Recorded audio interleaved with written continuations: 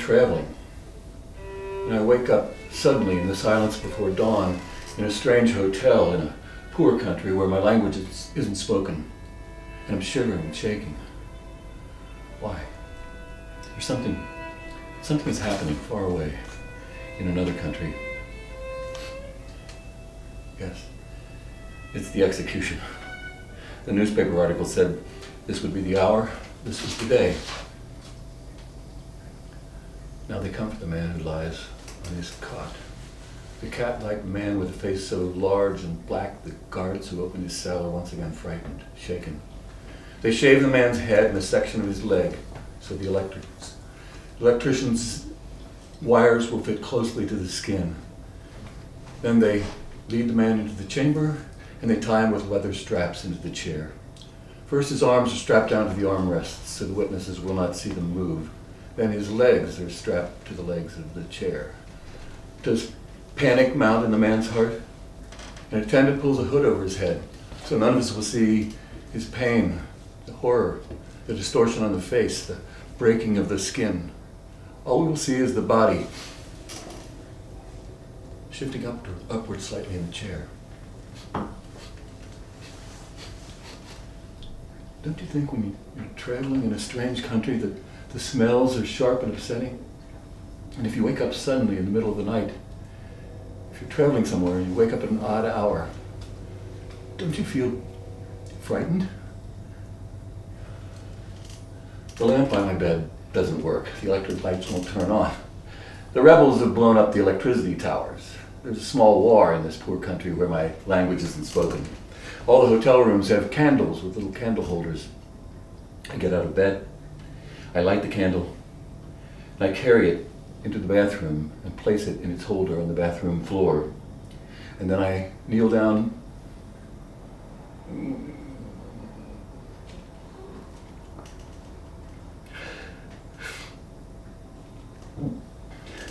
in front of the toilet and I vomit. Now I'm sitting, shivering on the bathroom floor, this cold square of tile on a hot night in a hot country, and I can't stand up to go back to bed. I can't stand up, so I sit there, shaking as if I were sitting in the snow. In the corner of the room, brown against the tile, there's an insect. It's big, like a water bug, flat, heavy legs. They look like metal. It's waiting, squatting, deciding which way to move. In a second, it's crossed behind the sink and it's slipping itself into a hole too small for it to fit in, but it fits in. It's gone. And I see myself. A moment of insight. It's the birthday party at the fancy restaurant. There's the table with its sweet and pretty decorations, the fanciful centerpiece, pink and green. And there are all the women in bright red lipstick and the men in beautiful shirts. And there are all the gifts, outrageous, unexpected, funny gifts. And there are the waiters serving the salmon, pouring the wine. And there I am. I'm talking with that small, pale woman in the red and blue dress about the love affair with the older man, that film that disturbed her, the actress, the psychiatrist, the criminals, the walks at night through the woods in the country, the insatiable appetite for violent sex, the suffering of the people who live in desperation in the crowded shelter across the street from the fancy restaurant. But as I was talking with that woman in the red and blue dress, I thought that I was a person who was thinking about a party, who had very complicated feelings about it, who liked some aspects of the party, but not all of them. Who liked some of the people, but not all of them. Who liked that pink and green centerpiece, but didn't really like that red and blue dress. But no, I see it so clearly now. I see myself with my little fork. I wasn't a person who was thinking about a party. I was a person who was at a party, who sat at a table, who drank the wine, who ate the fish. We didn't talk about the fish. We didn't talk about the restaurant. We talked about the lakes near the mountains in the north of Thailand and about the crowded shelter across the street. But where were we? Where were we? Not by the lakes, not in the shelter. We were there, just there, at that table in that restaurant. Well, maybe for certain people who lived at the beginning of the 20th century, what was hidden and unconscious was the inner life. Maybe all they could see was the outward circumstances, where they were, what they did, and they had no idea at all what was inside them. Something, a part of myself, has been hidden from me. And I think it's the part that's right there on the surface, what anyone in the world could see about me if they were to see me out the window of a passing train. But I know quite a bit about what's inside me. I've been a student of my feelings since I was 9 years old. My feelings and my thoughts. The incredible history of my thoughts and my feelings could fill a dozen leather-bound books. But the story of my life, my actions, my behavior, it's a thin volume, and I've never read it. I've never wanted to. I always thought it would be terribly boring. What would be in it? Chapter 1, my childhood. I was born, I cried. Chapter 2, the rest. I got up, I went to work, I went home, I went to bed, I went to a restaurant and I ate fish. Who cares? For God's sakes, did I have to travel all the way to a poor country where no books are printed in my language? Did I have to be cast down on the bathroom floor of a strange hotel in order to finally be forced to open that dull volume? The story of my life?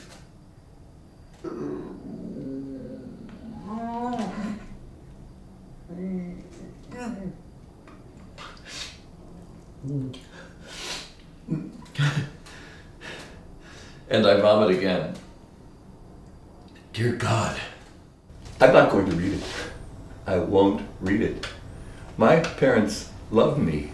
They raised me to think about people, the world, humanity, beauty, not to think about restaurants, fish. I was born into the mind, the lamplight, the warm living room, my father in an armchair reading about China, my mother with the newspapers on a long sofa, orange juice on a table and a glass pitcher. And they read me a book about all the people in so many different uniforms who came to our house to help our family from every corner of our beautiful city. The delivery man from the grocery store, the mailman with the mail. And down the street, the old woman who worked at the bakery and who bent over and gave me sugar-covered buns. I never doubted that life was precious. I always thought that life should be celebrated. Today, I went to an office, a quiet office, a few cabinets and chairs, and its job was to make a record of all the cases of political murder and torture and rape. Rape used as a form of torture or in the course of torture. And there were photographs on the walls of the bleeding corpses of friends, and the blood was bright red. One was a school teacher killed near her school, and there were black and white snapshots of shyly smiling women and men at some time before their deaths, and these were pinned up next to the pictures of their corpses, the faces radiant with goodness.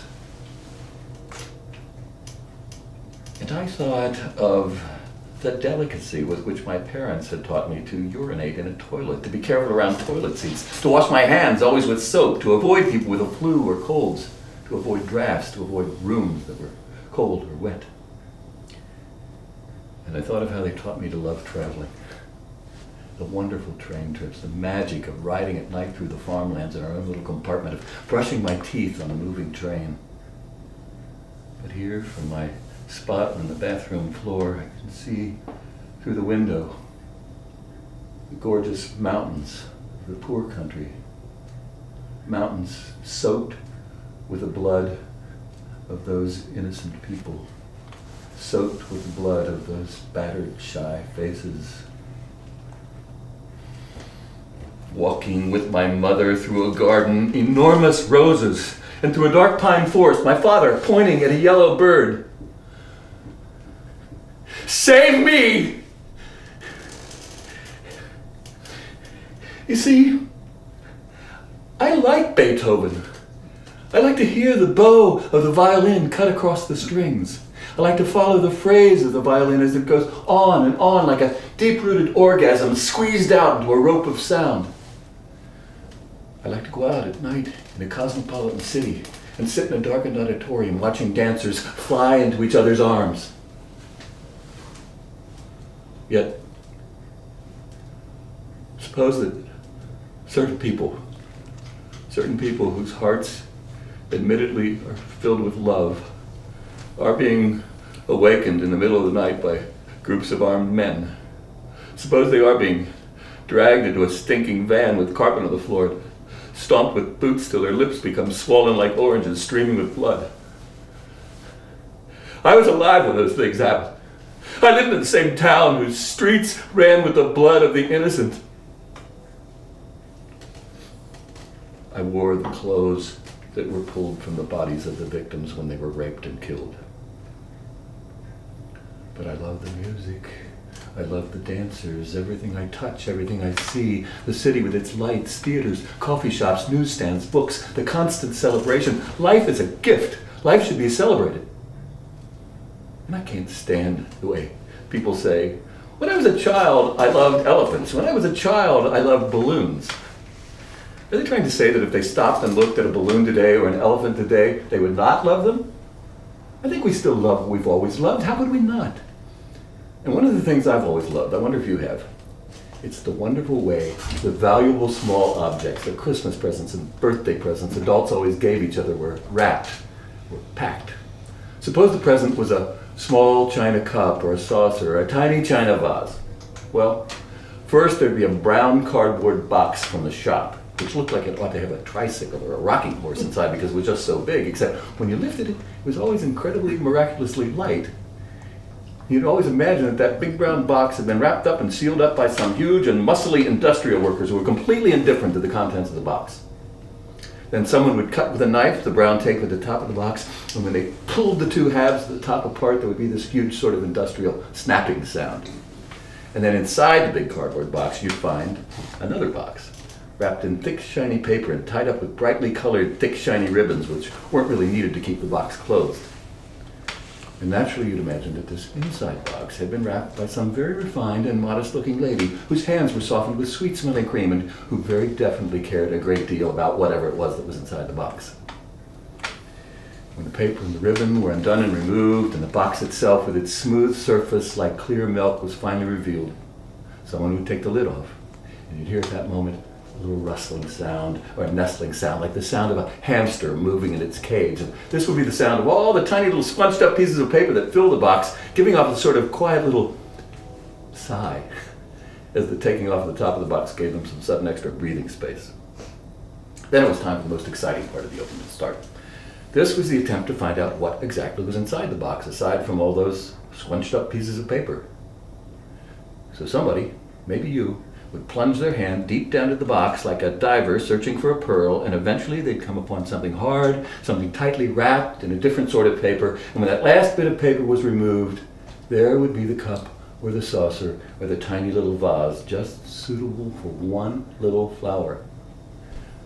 Well, maybe if you'd seen that cup or saucer or vase just sitting on a shelf somewhere, you might have thought it was just an old piece of junk. But by the time it had been pulled out of all that paper, out of that milk-white box, out of that cardboard carton, it looked like the most shining, sparkling thing in all the world. How delicate it looked, how precious and breakable. And you were right, it was. And my friends and I were the delicate, precious, breakable children, and we always knew it.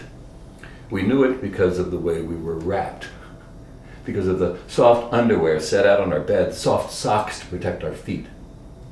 And I remember that my darling mother, my beautiful mother, my innocent mother would say to me and my friends, now, don't go over on First Avenue.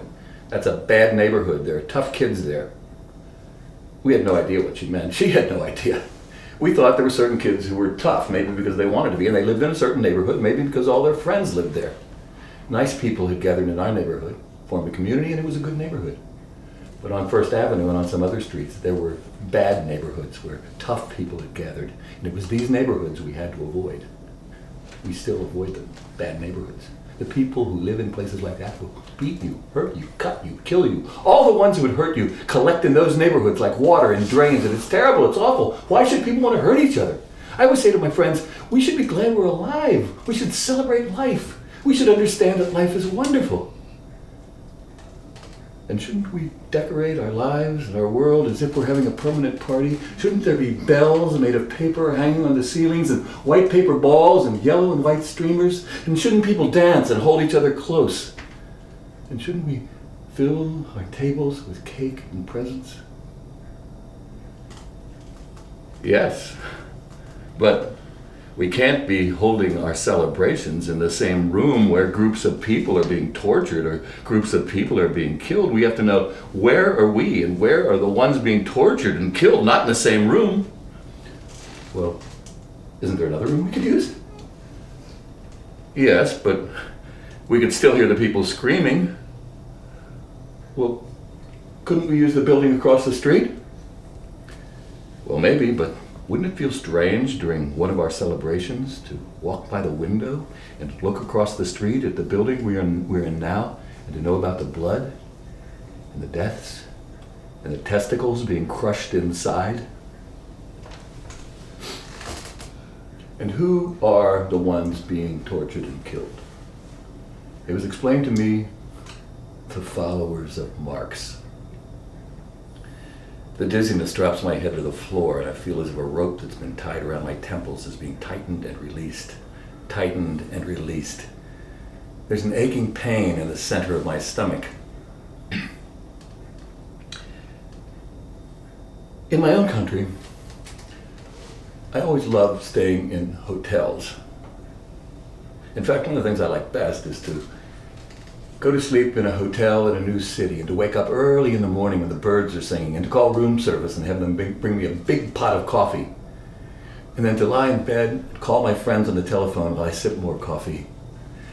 I could spend literally hours like that, just talking on the telephone and laughing and drinking more coffee and watching the sun come through the windows and moving about the room. Then I get up and go about my day.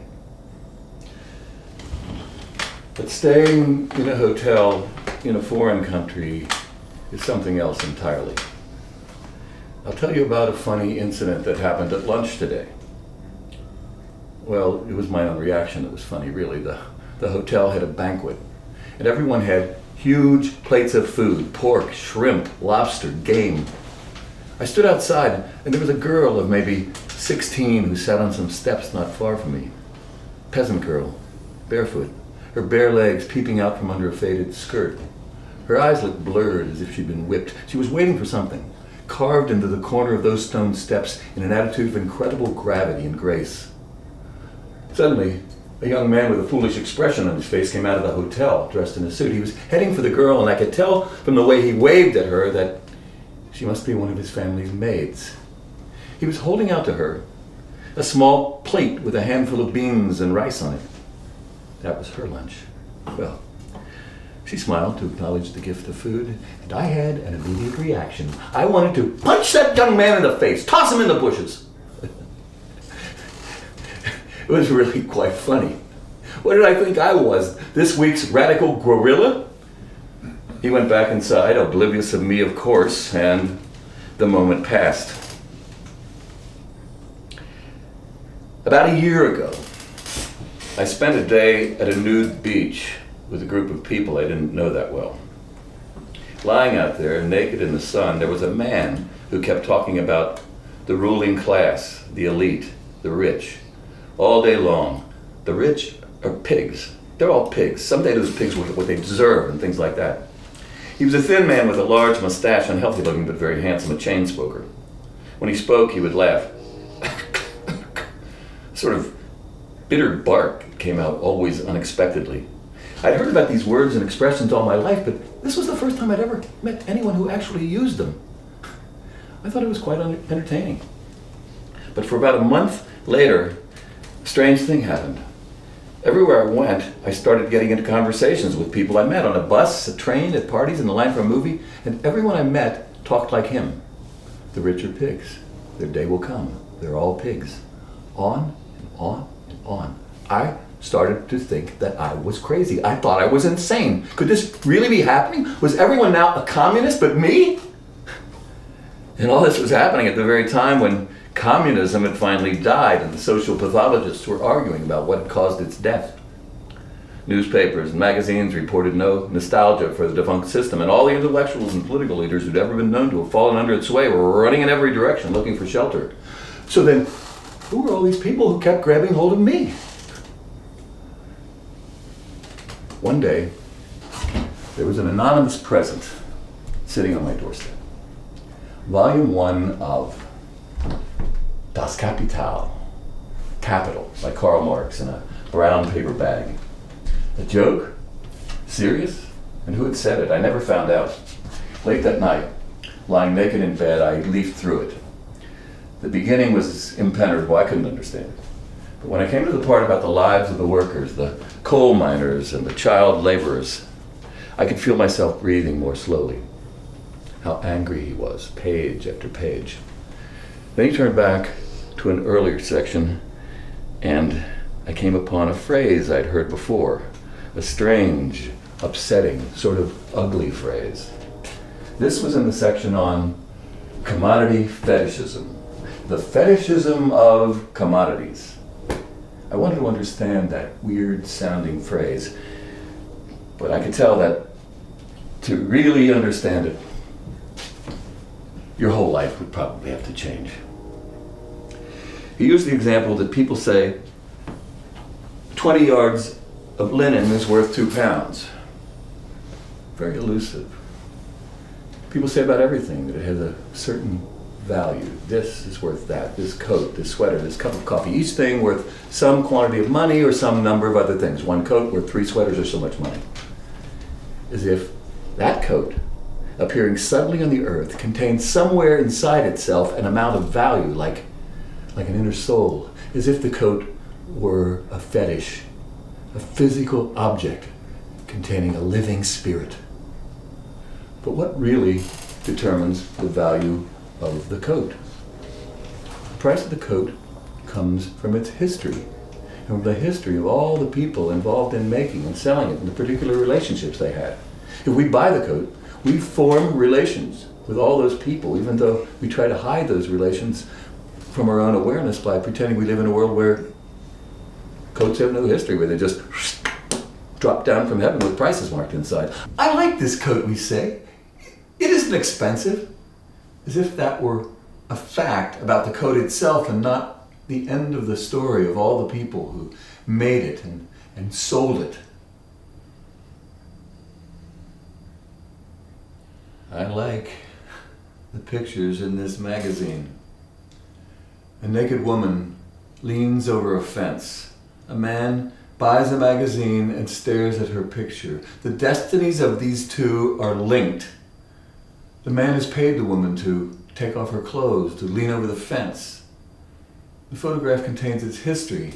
The moment the woman unbuttoned her shirt, how she felt, what the photographer said. The price of the magazine is a code that describes the relationship between all these people, the woman, the man, the publisher, the photographer. Who commanded? Who obeyed? The cup of coffee contains the history of the peasants who picked the beans, how some of them fainted in the heat of the sun. Some were beaten. Some were kicked. For 2 days, I could see the fetishism of commodities everywhere around me. It was a strange feeling, but on the 3rd day I lost it. It was gone. I couldn't see it anymore. Not long after the gift of the book, I was waiting for a bus. Someone with a very nice smile on their face was standing behind me, their thin chest covered with a faded t-shirt. Written on the t-shirt was a single word, the name of a revolutionary country. The bus was delayed. It got later and later, and finally I smiled at the smile that was standing behind me, and I asked the person, "Have you been to that country, the one on your t-shirt?" And the person said to me, "Yes, have you been there too?" Then the bus pulled up, and the person got on it, and it wasn't my bus. About 6 months later, I'd been to a party in an elegant part of town, and I'd had a lot to drink. Night was dark, streets were wet. I was running along by some blue trees when suddenly I saw a pool of light, and in the center of that light, a walnut-faced man wearing a dusky suit was hailing a taxi. He'd been at the party.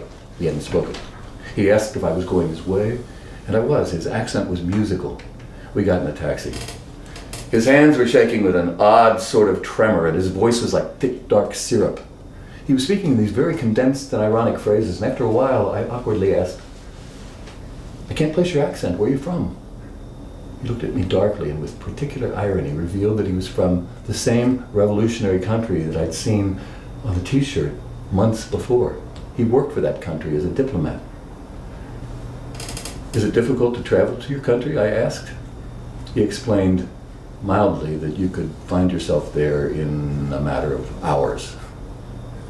Several months later, I went to the revolutionary country.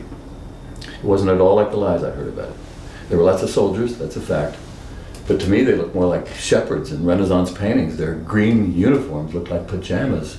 I was very refreshed. I spoke with some officials who got to their offices at dawn. They were all very tired, but very gentle, polite, humorous. Some were very warm, some were wistful. One day I stopped in a public square and I wrote in my notebook the romantic sentence, "These shy smiles are like a garden to me." I stayed in an expensive, eccentric hotel, and the ice cream there seemed to me like a drug. Delicious, perfect, light and aromatic. I couldn't get enough of this amazing ice cream.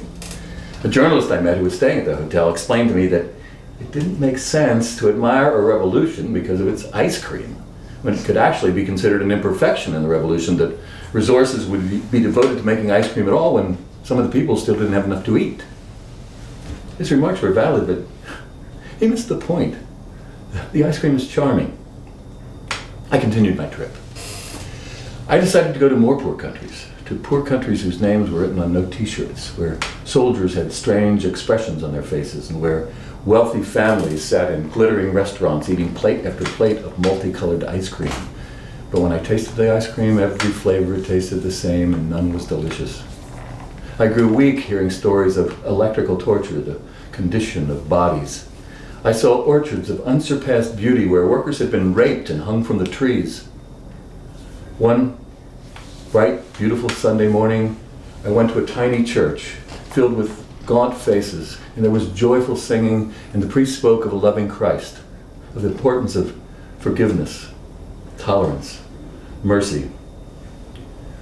One afternoon, in a dark cafe, I drank a cup of tea with an armed guerrilla, Juana, a follower of Marx. It was a little bit scary. Her skin was yellowish, her eyes too bright. She seemed to be on fire with a strange illness. Well, not really a follower of Marx, but his name seemed wonderful to her. Even his picture seemed beautiful because, unlike the other philosophers and the educated people, Marx had made the strange gesture of throwing his life at the feet of the poor. In other words, Marx was a follower of theirs. He was on their side. I tried to get her to talk about herself. She hadn't seen her home in a long time. She loved her parents. She had 2 small children. Her husband had died in his early 20s. She spoke to me feverishly about a sister who had been killed, clenching her hands. Her sister's head had been mutilated. After her sister's death, she left her village and walked into the mountains to find the rebels. She'd learned to go without eating for days.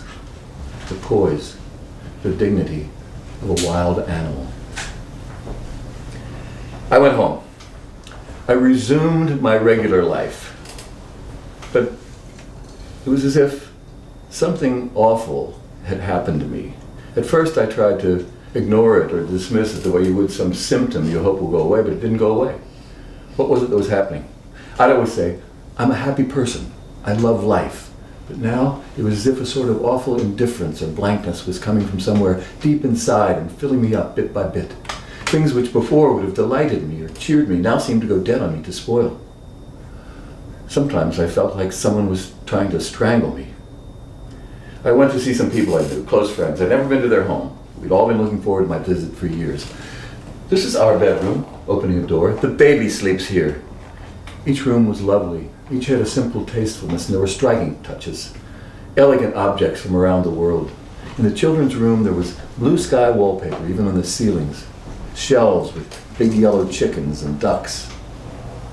But I felt wrong. I felt sick. I felt nothing, a numbness. I went to a play with a group of friends. Legendary actress in a great role. We stared at the stage. Moment after moment, the character's downfall crept closer. Her childhood home would at last be sold. Her beloved cherry trees cut down. Under the bright lights, the actress showed anger, bravado. The stage rang with her youthful laughter, which expressed self-deception. She would have to live in an apartment in Paris and not on the estate she'd once owned. Her former serf would buy the estate. It was her old brother's sympathetic grief that finally coaxed tears from the large man in the heavy coat who sat beside me. But my problem was, somehow, suddenly, I wasn't myself. I was disconcerted. Why exactly were we supposed to be weeping? This woman would no longer own the estate she once owned. She would have to live in an apartment instead. I couldn't understand why we were supposed to be weeping. Riding a taxi home from the play, my friends were critical of one of the actors. His performance had been slack, inadequate, not thought through. If the character he portrayed behaved in such a fashion in the first act, then his later actions couldn't be explained. I stared, frozen out the taxi window. Sometimes I was fine. I remember one morning, marvelous blue sky, I had my hair cut. Gentle hands molded the hair to fit around the shape of my scalp like a cap. And then I bought myself a pair of comfortable socks. And then I looked at them carefully, and I bought 2 more pair because it's not easy to find the kind of socks you like. Then I had lunch in a sweet little restaurant with a woman in a lemon yellow suit whom I'd known since I was 8. But then I got in a taxi, and as I was riding across the city, that feeling, that sickness came back again. It seemed to start in my stomach and to move out through my legs and my chest. My stomach was beating. It was just like a heart. A cold sweat on my forehead and neck. When the taxi arrived, the person who got out wasn't me. I was nowhere. The person who paid the driver was actually no one. Someone with whom I'd had a very happy love affair years before was waiting for me. We smiled. We embraced. But I wasn't there to be embraced. The person I was hugging felt like a doll, electrically warmed. I myself was a funny, smelling doll. In the old apartment, full of memories, we talked about a recent play, a film, a terrible performance by a group of dancers, one of whom we knew. And I heard about the dinner with our friend Nadia, who was working on her paintings and also doing graphic design. And the story of the carved figures smuggled out of Mexico, wrapped in clothes. Our funny friend Petrus had had his wallet stolen. Amazingly, the police had caught the thief as he was running down the street. Petrus had said that the man's criminal record was as long as that biography of Henry James. The adventures of Petrus with the police and the courts were a hilarious comedy, Petrus being Petrus, but as I listened to the story, I remembered something a friend of my mother's had once said. I like you because you have such a nice, loud, merry laugh. And I noticed that my laugh was like a tight little cough. We were going to have dinner with another friend at a hotel restaurant near the office where he worked. But when we met our friend, we wandered by mistake into the hotel ballroom. Prosperous-looking executives, probably retired, were dancing with their wives to awful music. Men with large thighs, coins in their pockets. Their wives were wearing flowery dresses with their hair like wigs. Our friend said, God, how unhappy they are. How painful it is, how sad life is. But as I stared at those executives in their dark suits, I felt only that numbness. It was even in my mouth, on my tongue, a sort of sour lovelessness, a sort of horrible, rotting lovelessness. It was toward the end of dinner that our friend finally told us that his father had died. He described the hospital, the doctors, the machines. It was as if he felt no one had ever died before, as if he felt it was quite unfair that his father should die, and yet no expense had been spared to prolong his father's life for as long as possible, to make certain that his death would be as comfortable as possible. Hard-working experts had surrounded his bed, doing all they could to see to it that the man died in peace, without pain. I couldn't help mentioning those others who died every day on torture tables, screaming, carved up with knives, surrounded on their bed of death by other experts who were doing all they could to see to it that the ones they surrounded died in howling agony, unimaginable agony. My remarks were out of place. Where was the sympathy I owed my friend? His loss was real. He looked at me appalled. By then, it was Christmas. A festive atmosphere filled the shops and the streets, and one night I had a dream, and I dreamt that it was Christmas. I had a wonderful family with 2 or 3 small children, and in the dream I woke up, frightened, sweating. I walked to the bathroom to brush my teeth. My toothbrush, paste, and water glass were crowded as usual onto a shelf, and as I glanced for a moment into the bathroom mirror, I noticed that shelf on which all those things rested started to tilt. My water glass slid along it, fell, and broke on the tile into thick, sharp pieces. I lost my balance, slipped, stepped directly on a shard of glass. Blood filled the floor. My family came. I was crying and sobbing. "I'm sorry," I said, "but I cannot buy you any more presents. I love you all, but I don't want to buy you any more presents." Words came flying out of my mouth. I didn't know why I was saying them. I'd always wanted my children to be happy. I always wanted them to have the best of everything. Then I woke up, and I thought about the dream, and I thought about Christmas. The shops, the streets. Was that why we brought children into the world? So that they too could one day roam the streets, buying and devouring always the best? The best food, the best clothes, the best everything? So that they too could demand the best? Were there not enough people already in the world who demanded the best, who insisted upon the best? No, we have to bring in more, and we have to gather more treasures from around the world for all these new children of ours to have, because our children deserve the best. It would be our shame and our disgrace to give them less than the best. We will stop at nothing to give them the best.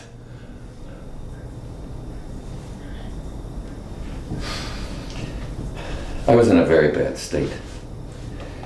And it wasn't that I particularly loved the trip I'd just taken, but I thought maybe I should go back again. Go back again to more poor countries.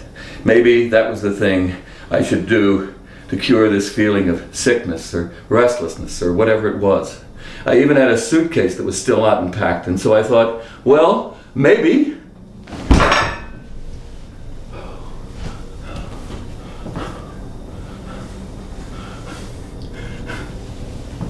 And here I am. My last night in my own country, I spent in an airport hotel. The people in the room above mine were playing music much too late, so I called the front desk and complained. As I lay in my bed, I imagined the people in the room above me. They were wearing comfortable, informal clothes. They were free, happy, maybe a little bit drunk or high. Maybe they were dancing. I'd always been so fond of the song they were playing, beautiful song, and I felt a sort of exquisite pleasure lying against my pillow and waiting for the moment the hotel detective would knock on the door of the room above mine and the music would stop, suddenly, in mid-phrase.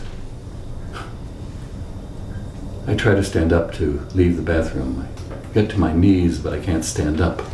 Draped over the bathtub, there's a purple bath mat. I grab it, I pull it onto the floor. I pull it toward me and slide it beneath me.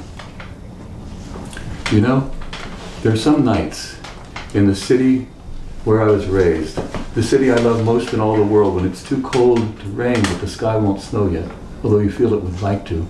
And so instead it seems, at a certain moment, every car and face and pane of glass is suddenly covered with a delicious wetness, like the wetness you see on a frozen cherry.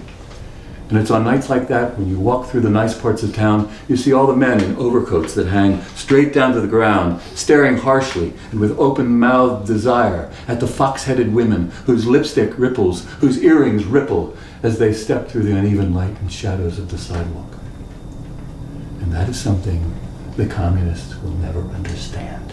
And that is something the communists will never understand. Just as human decency is something I will never understand. Look, here's a question I'd like to ask you. Have you ever had any friends who were poor? See, I think that's an idea a lot of people have. Why shouldn't I have some friends who are poor? I've thought about it so many times, like a dream that comes again and again. There have been so many people who work at menial jobs who I see every day, caught my eye, talked with me, and I thought, how nice, it's nice. Now, if only, and I've imagined it. But what I've imagined always turns out so badly. I always picture that they invite you to come over to their home for dinner, and I don't know what it is. It's something about the light bulb or the flooring that's coming up just a little bit from the floor. And you walk in, And you say to yourself, this is fine, it's all just fine, but you know it isn't. And there's a sort of sticky smell coming from somewhere, from a hallway, a room, and the television set, and the walls are painted a kind of shiny pink. And there's some children who are sneezing and coughing. And there's some hard chairs, and so you end up sitting on the floor, and you're squirming around on the floor trying to find some support for your back, and they bring you some food, and the meat is greasy, and a piece of meat seems to get bigger and bigger as it sits on your plate. And everyone is being incredibly nice. And then someone changes the baby's diaper, and a week later they call you to come back again. You don't know what to say, so you go once again, and then maybe once again a month after that, and then, I don't know, maybe they move to another part of town, maybe they move out of town altogether, maybe you move out of town, but the next time you go, it's a year later, and there never is a next time after that. Dear God, what's happening to me? I feel as if I don't think anything. I don't remember. What are the things I always say? I believe that No, now stop that.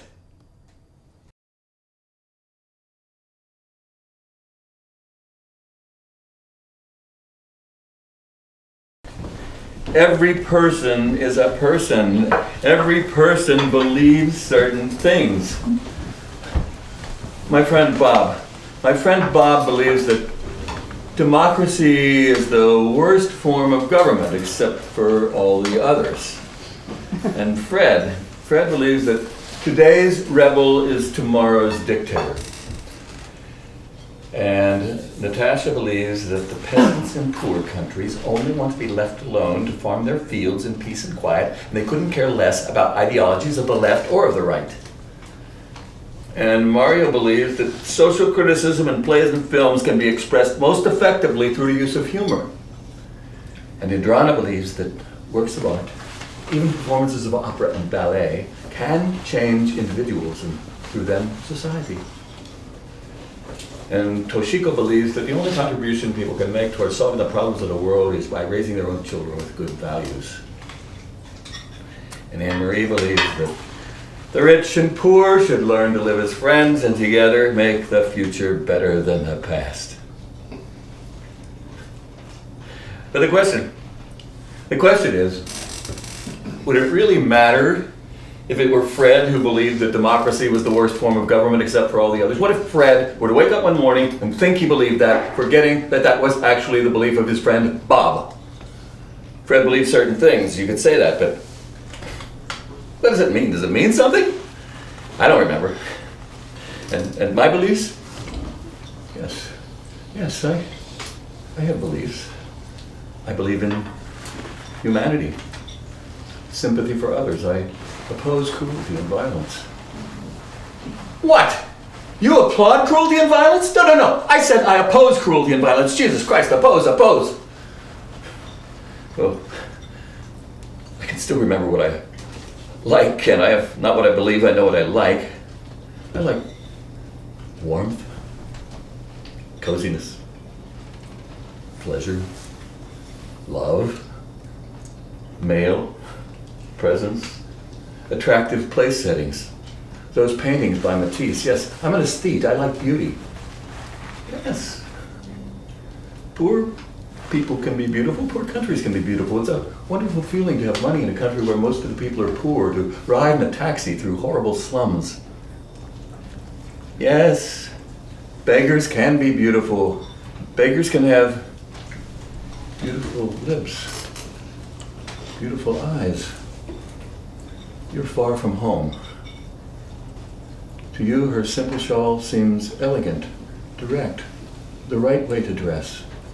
You see her approaching from a great distance. She's old, thin, and yet she looks sick, very sick, near death, but her face is beautiful, seductive, luminous. You like her. You're drawn to her. And yes, you think, there's money in your wallet, you'll give her some of it. And a voice says, why not give her all of it? Why not give her all you have? Be careful. That is a question that could poison your life. Your love of beauty could actually kill you. If you hear that question, it means you're sick. You're mentally sick. You've had a breakdown. The bathroom spins all the way around at sort of unbearable speed. I stare at the toilet. Answer the questions, idiot. Don't just sit there. I can't give the beggar all of my money because wait a minute. I have beliefs. There's a reason why I won't give the beggar all of my money. Yes, I'm going to give her some of it. I always give quite a surprising amount to people who have less than I do. But there's a reason why I'm the one who asked the money in the first place, and that's why I'm not going to give it all away. In other words, for God's sakes, I worked for that money. I worked hard. I worked hard to make that money. It's my money because I made it. I made the money, and it's mine, and I can spend it any way I like. This is the basis of our entire lives. Why can I stay here in this hotel? Because I paid to stay here with my money. I paid to stay here, and that entitles me to certain things. I'm entitled to stay here. I'm entitled to be served. And I'm entitled to expect that certain things will be done. Now, this morning, for example, the chambermaid didn't serve me properly. There were no clean sheets, the floor was dirty, and the waste paper basket was left full. I paid to stay here. I paid to be served, and I'm entitled to service. The chambermaid didn't serve me properly. That was wrong.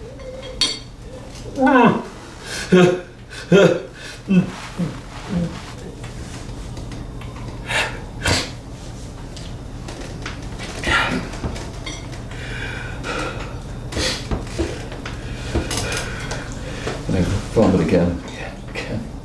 My shoulders reach forward toward the toilet, pull me with them, and my head drives toward the toilet bowl.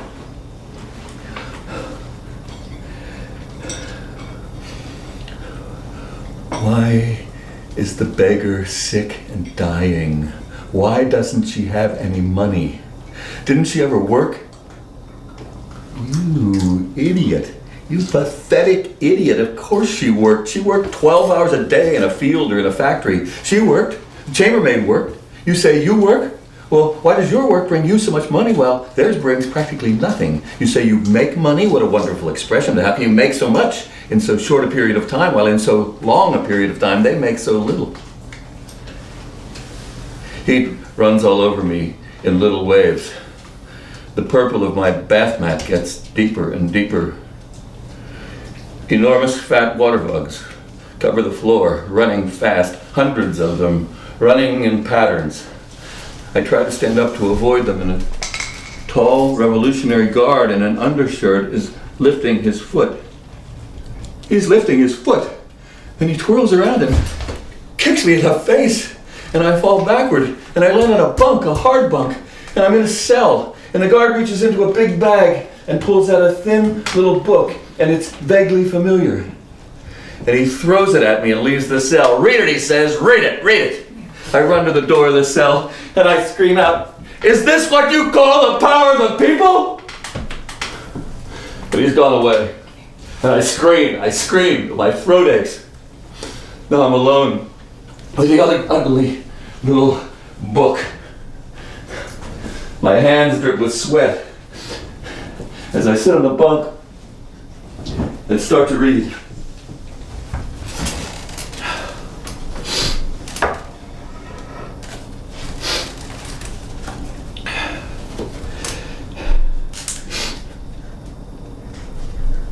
Sure.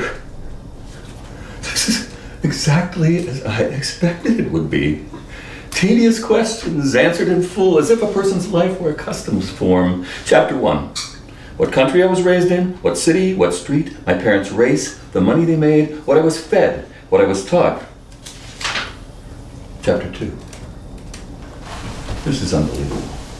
Printed in a book. Washes hair every day unless in a hurry, quote unquote. When meeting friends for dinner or going to the theater, puts on fresh clothes. What is going on here? This has absolutely nothing to do with what I'm like, with anything at all that's important about me. Don't they know that everything in this book is just as true of my neighbor Jean as it is of me? My neighbor Jean, who makes jokes about starving children in Asia. My neighbor Jean, who boasts about fucking colleagues from the office on the boardroom table. Don't they know that? One of the guards holds my arms behind my back, while the other one starts hitting me in the face with his fist. He hits me several times in the face, then in the chest, then in the stomach. No one in my life has ever hit me before.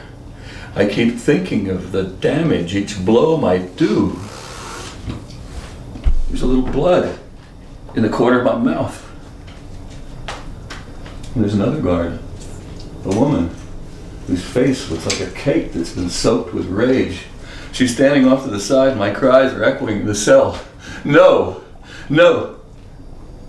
And she comes up to me, and she spits in my face. My God!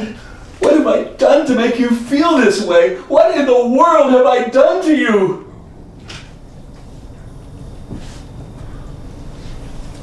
When the guards leave, I cry like an animal. I can't stop thinking about my mother, how she took care of me. I can't stand this. I control myself. Get a grip on myself. I have to survive. So I sit in the bunk and cry and read and cry and read. And time passes. So much time. It seems like forever. And then, yes, I understand. I understand. It could have been predicted from knowing these things. Where I was born, how I was raised, what an hour of my labor would probably be worth. Even though to me, from inside, my life always felt like a story that was just unfolding, unpredictable. I was born, yes, and a field was provided from which rich fruit could be plucked by eager hands, and I was taught to be very eager. The beggar, the chambermaid. If you could see their childhood villages, they were not taught to be eager. Here's your field, your piece of land, and it was barren, black, uncultivable. And I can see the whole world, laid out like a map in 4 dimensions. All the land, the people, the moments of time, today, yesterday. And at each particular moment I can see that the world has a certain, very particular ability to produce the things that people need. There are certain fields ready to be farmed, a certain particular number of workers, a certain stock of machinery, a stock of ideas about how to do things, how to organize the ones who will work. And each day's capacity seems somehow so small, it's fixed, determinate, every part of it is fixed. And I can see all the days that have happened already, and on each one of them, a determinate number of people worked, a determinate portion of the earth's resources were drawn up and used, and a determinate little pile of goods was produced. So small across the grid of infinite capability, this finite capacity, distributed each day. And of all the things that might have been done, which are the ones that actually happened? The holders of the money determine what's done. They bid their money for the things they want, each one according to the amount they hold. So those who hold a little determine a little, and those who hold a lot determine a lot, and those who hold nothing determine nothing. And the world obeys the instructions of the money to the extent of its capacity, and then it stops. It's done what it can. The day is over. Certain things happened. If money was bid for jewelry, there was silver bent into the shape of a ring. It was bid for opera. There were costumes that were sewn and chandeliers that were hung on invisible threads. And there's an amazing moment each day before the day starts, before the market opens, before the bidding begins. There's a moment of confusion. The money is silent. It hasn't spoken yet. Its decisions are withheld, poised, perched, ready. Everyone knows the world will not do everything today. If food is produced for hungry children, then certain operas won't be performed. If those performances are in fact given, food won't be produced, and the children will die. I pull myself over to the window. It doesn't have bars. I stick my head up. I like weeping into the warm wind. And I feel the presence of a friend behind me, sitting on the bunk, smoking quietly. It's that guard. I can't help speaking out impulsively and saying, "Look, I'm a human being. Of course I want to make a good wage. What do you think a human being is? A human being is a little unprotected, wriggling creature, a little raw creature without a shell or hide or even any fur, just thrown out on the earth like an eye that's been plucked from its socket, like a shucked oyster trying to crawl along the ground. We need to make our own shells, yes, shoes, chairs, walls, floors, and for God's sakes, yes, a little solace, a little consolation, because, Jesus Christ, you know, we wanted to be happy. We wanted our lives to be absolutely great. We were looking forward for so long to some wonderful night in some wonderful hotel, some wonderful breakfast set out on a tray. We were looking forward like slobbering dogs slobbering on the rug till the time we could all enjoy that hotel room and what happened in bed, and we could make something for our parents, and we could bring our children lots of toys and surprises. But it was all wrong. It was never really right. The hotel, the breakfast, what happened in bed, our parents, our children. And so we need solace. We need consolation. We need nice things to wear. We need beautiful paintings and plays and films, drives to the country, bottles of wine. There's never enough solace. There's never enough consolation. I'm doing whatever I possibly can. I try to be nice. I try to be lighthearted. I try to be entertaining, funny. I tell entertaining stories. I make jokes for the janitor every single morning and for the parking lot attendant every single morning. I try to be amusing whenever I can to help my friends get through the day. I write little notes to people I like when I enjoy the articles they've written or their performances in the theater. When a group of people at a party were making unpleasant comments about advertising men, I steered the conversation to another topic because my friend Monica was feeling unhappy because her father works as an advertising man. The bunk is empty, except for the book, but its pages run with blood as I pick it up, soaking my clothes, spilling over the floor. There's still the preface. Everything that happened before I was born. The voluptuous field that was given to me. How did I come to be given that one, and not the one that was barren and black? Yes, it happened that way because before I was born, the fields were portioned, and some of the fields were pieced together, not by chance, not by fate. The fields were pieced together one by thieves, by killers, for years, centuries, night after night, knives glittering, throats cut, on until that beautiful Christmas morning when we woke up and our proud parents showed us the gorgeous, shining, blood-soaked fields which now are ours. Cultivate, they said. Husband everything you pull from the earth. Guard, save, then give your own children the next hillside, the next valley. From each advantage, take up more, grow, cultivate, preserve, defend, drive forward until you have everything. The others will always fall back, retreat, give you what you want, or sell you what you want for the price you want. They have no choice because they are sick and weak. They have become the poor. The book runs on. Years, centuries, till the moment comes when our parents say, the time of apportionment is now over. We have everything we need, our position well defended from all sides. Now, finally, everything can be frozen just as it is.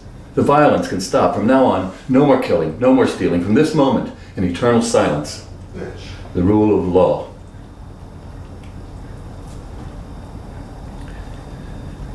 So, we have everything. But there's one difficulty we can't overcome. We can't escape our connection with the poor. We need the poor. Without the poor to get the fruit off the trees, to tend the excrement under the ground, to bathe our babies on the day they're born, we couldn't exist. Without the poor to do awful work, we would spend our lives doing awful work. If the poor weren't poor, if the poor were paid as we're paid, we couldn't afford to buy an apple, a shirt. We couldn't afford to take a trip, to spend a night in an inn in a nearby town. And the horror of it all is, the poor grow everywhere like moss, like grass. And we can never forget the time when the poor, the native peoples, owned this very land. And we can never forget the death of their families. Those vows of revenge screamed out in those places that were running with gore. And the poor don't forget. They live on their rage. They eat rage. They want to rise up and finish us, wipe us off the earth as soon as they can. So, in our frozen world, our silent world, we have to talk to the poor.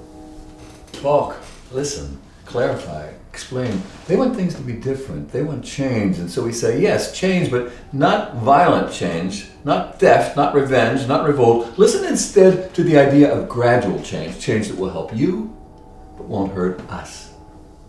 We explain it all, the two-sided contract. We're going to give you things, many things, but in exchange, you have to accept that you don't have the right to just take what you want. We're going to give you wonderful things. Sit down. Wait. Try not to grab! The most important thing is patience. Waiting. We're going to give you much more than you're getting now, but certain things must happen first. These are the things for which we are waiting. First, we have to make more and grow more, so more will be available for us to give. Otherwise, if we give you more, we'll have less. The other thing is, when there is more, we have to make sure that morality prevails. Morality is the key. Last year, we made more and we grew more, but we didn't give you more. All the increase was kept for ourselves. That was wrong. Same thing happened the year before that and the year before that. We have to convince everyone to accept morality and next year give some of the increase to you. So we all have to wait. But while we're waiting, we have to be careful because we know you. We know there are some who are the violent ones, the ones who won't wait. These are the destroyers. Their children are dying, sick, no medicine, no food, nothing on their feet, no place to live, vomiting in the streets. These are the ones who become drunk with rage, with their lust for revenge, and we know what they planned. We've imagined it 1,000 times. That sound at the door, the odd crack, the splintering sound. Then they run in, yelling, pull us up from where we're gathered at the family table having a meal, pull the old folks out from the bathroom, pull the little ones up from their beds. Then they line us all up in the halls together and they slap us, kick us, curse us, scream at us. Our parents bleeding, our children bleeding, pulling the children's clothes out of the closet, knocking the toys from the shelves, ripping the pictures off the wall. What are they going to do to us? We ask each other. What? Are they giving all the homes to the people who are now living on the streets? We have to prevent it. Although the violent ones are everywhere already, teaching the poor that the way things are is not God-given, that the world could be run for their benefit. So we have to set up a special classroom for the poor, teach the poor some bloody lessons from the past. All the crimes committed by the violent rebels, by the followers of Marx, shove the lessons of history down their throats. History, the crimes, the oppressions, the famines, the disasters. Teach the poor that they should never try to seize power for themselves because the rule of the poor will always be incompetent. It will always be cruel. The poor are bloodthirsty. They don't have skills for their own sake. It must never happen. And they must understand that the dreamers and the idealists and the ones who say they love the poor will all become vicious killers in the end. And the ones who claim that they can create something better will always end up by creating something worse. We have to teach the poor these valuable lessons. And if they fail to understand, they must all be taken out and shot. Inattention or lack of comprehension cannot be allowed. And in the places where the classroom is avoided, We have to warn the poor that even the innocent are going to get hurt. We cannot accept violence against the symbols of law, the soldiers and the police. We have to kill the ones who commit those crimes. But if the violence has gone on for too long, then the ones whose older sisters and brothers we've already killed may be so full of rage that they don't fear death. To control those people, we have to go further.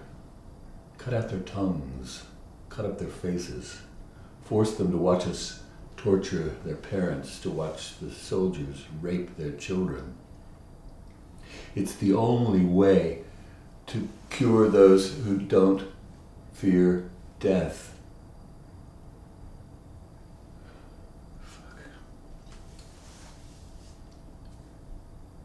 It's not cure, it's control. I'm sorry. That's right. Just keep going. All right, here we go. It's the only way to control people who don't fear death. So, we'll teach the poor that, yes, we're going to give them things, but we will decide how much we give and when, because we're not going to give them everything. It's as if a voice like vomit was coming up slowly from my throat. Stop!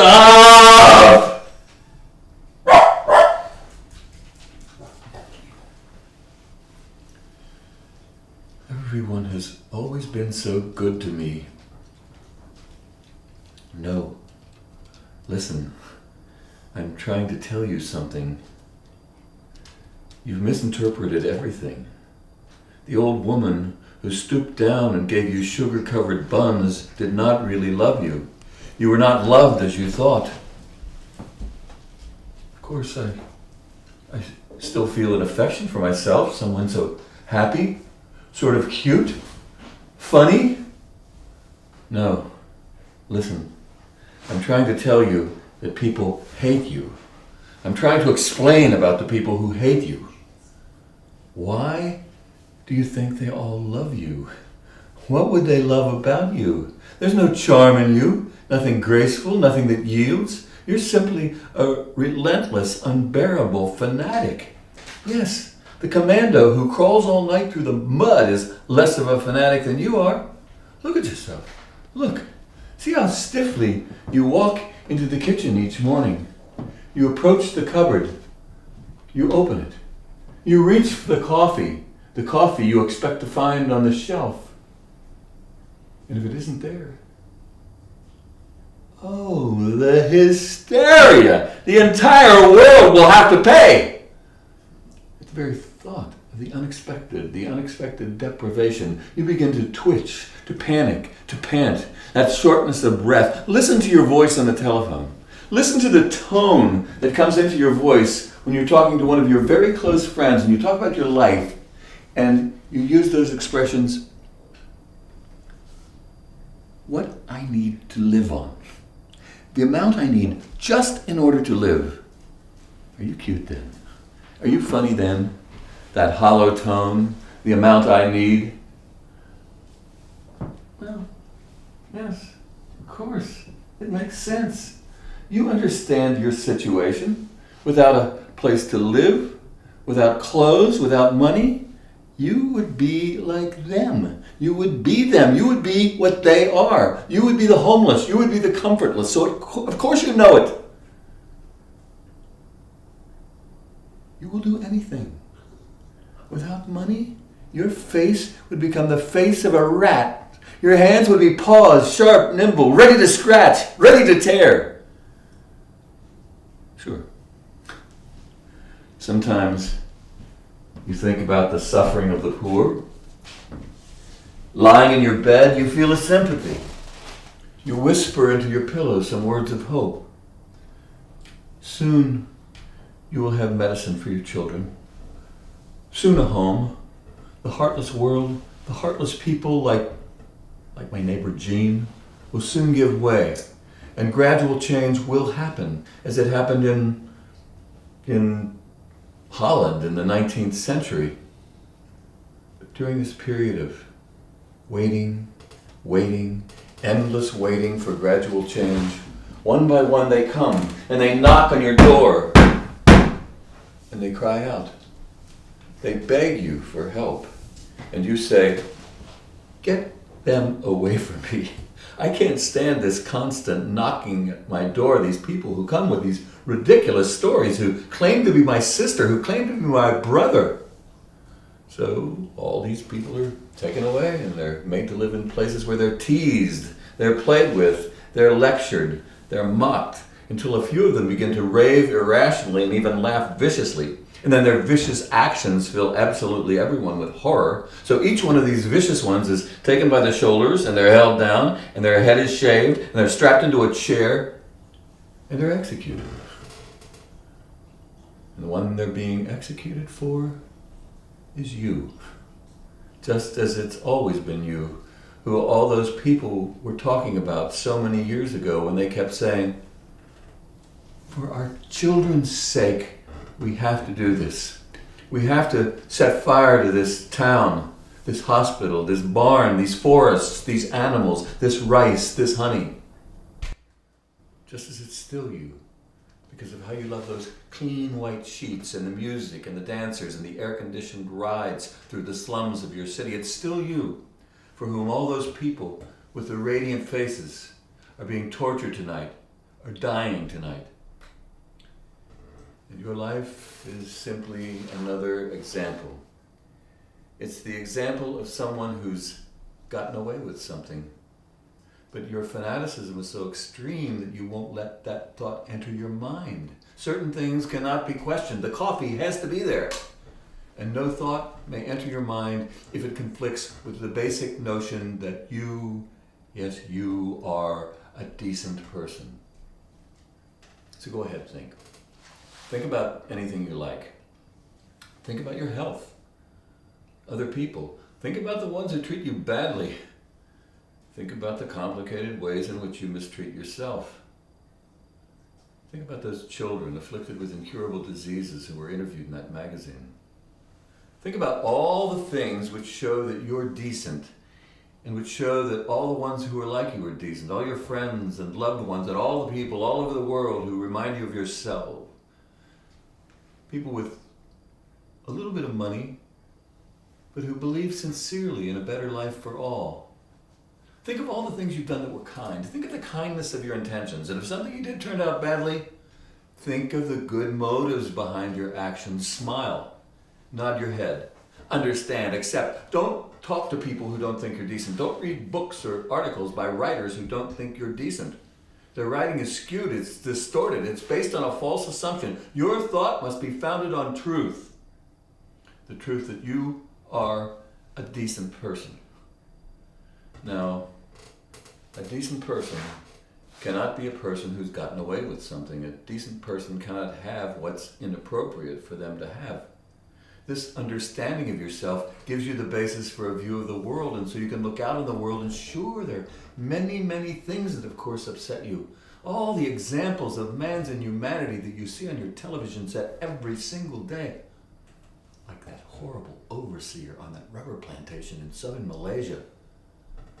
But still you can say, the way the world works is fundamentally not unjust, because you've received a share of things which you know it's appropriate for you to have. And if it's appropriate for you to have the share of things which in fact you have, and if it's appropriate for all the ones who are like you all over the world to have the share that they have, that means it's not inappropriate for all of the others to have the share that remains. They have what's appropriate for them to have. And you must admit it. The chambermaid is repulsive, ignorant. It's not inappropriate that she should live in hell, because to you she actually seems like a creature from hell. She spends her life doing sickening things, repulsive things.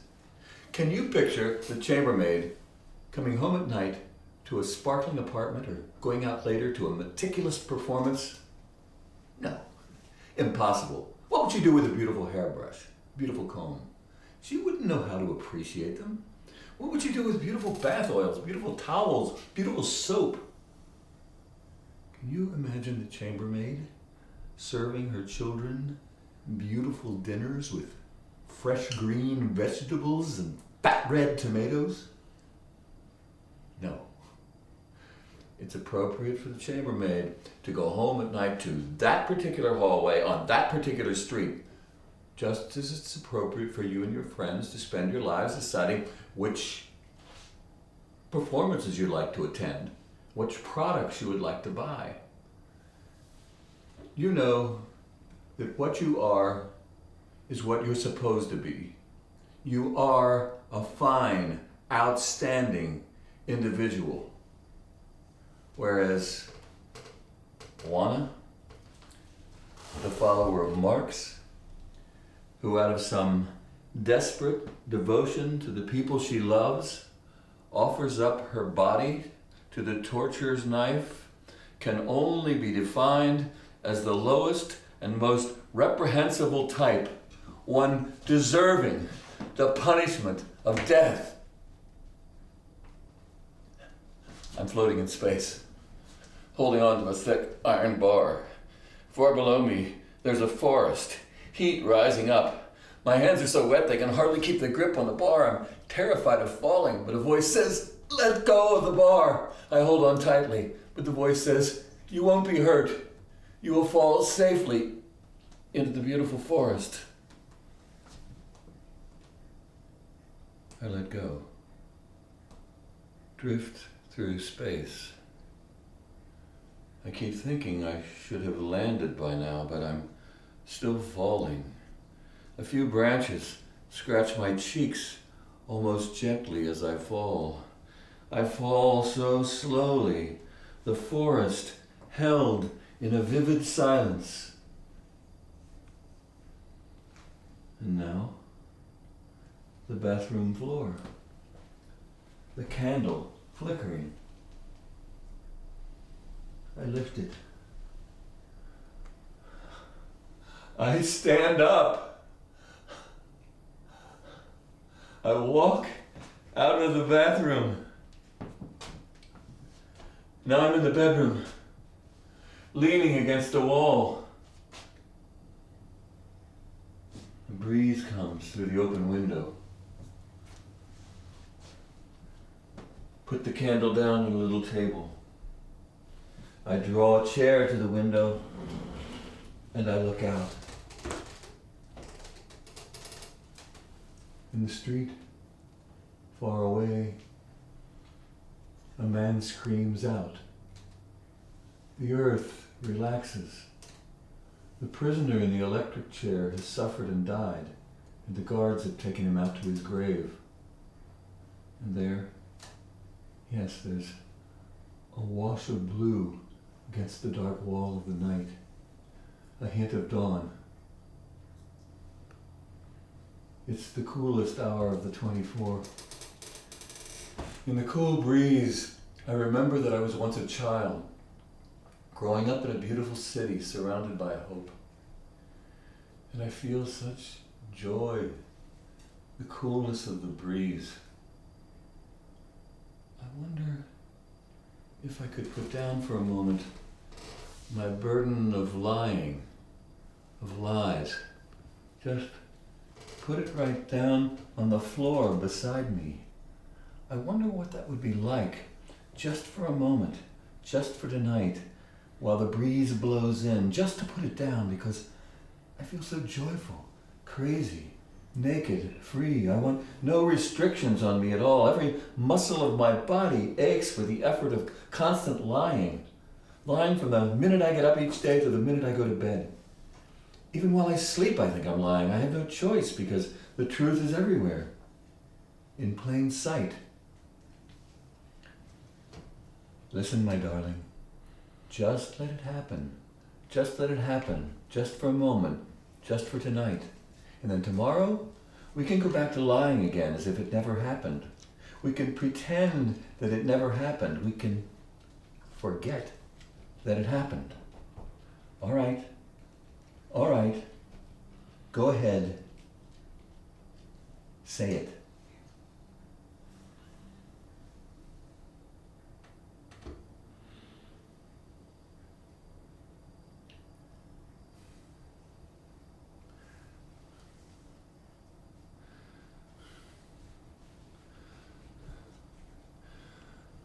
The life I live is irredeemably corrupt. It has no justification. I keep thinking that there's this justification that I've written down on some little piece of paper, but that I can't find the paper, but that it's sitting in a drawer of some desk in some room in some place where I used to live. But in fact, I'll never find that piece of paper because there isn't one. It doesn't exist. There is no piece of paper that explains what I have and the beggar has. Standing naked beside the beggar, there's no difference between her and me except a difference in luck. Even my gender was a bit of luck. I don't actually deserve to have 1,000 times more than the beggar has. I don't deserve to have 2 crusts of bread more. And then this too. My friends and I were never well-meaning and kind. The sadists and the military planners were not compassionate scholars trying to do their best for humanity. The burning of fields, the burning of children were not misguided attempts to do good. The politicians who sit in lecture halls and the halls of state denouncing the crimes of the revolutionaries are not as honorable as those nuns and farmers who ran so swiftly into the wind, who ran silently into death.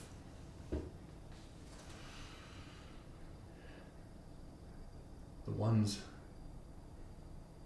I killed were not the worst people in those places. In fact, they were probably the best. Nothing is changing in the life of the poor. There is no change. Gradual change didn't happen. It isn't going to happen. It was just something we talked about. My believing fervently in gradual change does not change the life of the poor. My feeling a sympathy in my heart for the poor does not change the life of the poor. Parents who raise their children with good values do not change the life of the poor. Artists who create works of art that inspire sympathy and good values do not change the life of the poor. Citizens inspired by artists and parents to adopt good values and to vote for sincere politicians who believe fervently in gradual change do not change the life of the poor, because sincere politicians who believe fervently in gradual change do not change the life of the poor. The chambermaid's condition isn't temporary. A life sentence has been passed. She's to clean from me and to sleep in filth. Not she's to clean for me today and I'm to clean for her tomorrow, or I'm to clean for her next year. Not she's to sleep in filth tonight and I'm to sleep in filth tomorrow night or on some other night. No. The sentence says she will serve and she will right up until her death. But the most incredible thing of all is that while the terms of the chambermaid's existence were settled at her birth, the terms of my existence were not settled at mine. I say, it's not my fault I was born with a better chance in life than the chambermaid. It's not my fault I have a little money and she doesn't. But I don't have the money the way I have 2 feet. The money's not a part of me, and the fact that I have it is not a fact about me, like my coloring or my race. Through a series of events, the money came to me. But devoting my life to defending the possession of something that came to me is not an inescapable destiny. Keeping the money is a choice I'm making every day. I could very well change the whole elaborate performance. If people are starving, give them food. If I have more than others, share what I have until I have no more than they do. Give up everything. Live simply. Become poor myself. I've always been so fond of people who enjoy good meals, who look forward to good performances. Of course, I have Everyone I've ever known has been one of those people, and I've always been one of those people myself, and I always thought it was much nicer to love people who are happy. But the funny thing is, almost everyone might be. I've struggled hard for what I have, but my struggle has always been against others. In fact, I've been struggling against the ones who are poor, and from the point of view of the ones who are poor, of course I'm the same as my neighbor Gene. I'm exactly the same, and I'm not on their side. That too is a choice I'm making. I could change sides. Decide to fight on the other side. The life of a traitor, betraying my own people, walking into danger. Very difficult, but a possible choice. If I could accept hardship, accept discomfort, why not suffering, prison? Why not even...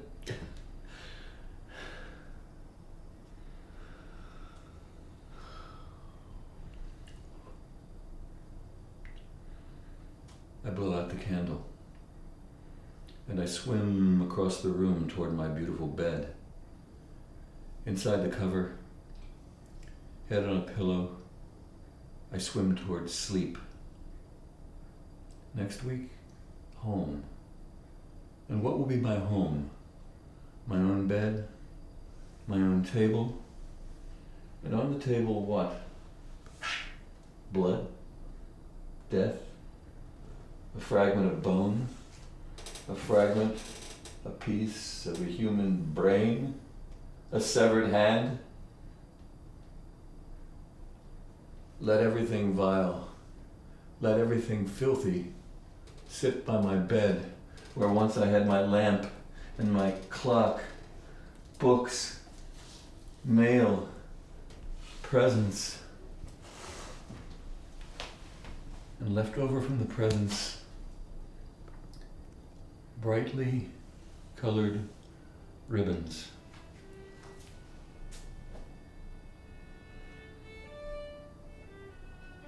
Forgive me. Forgive me.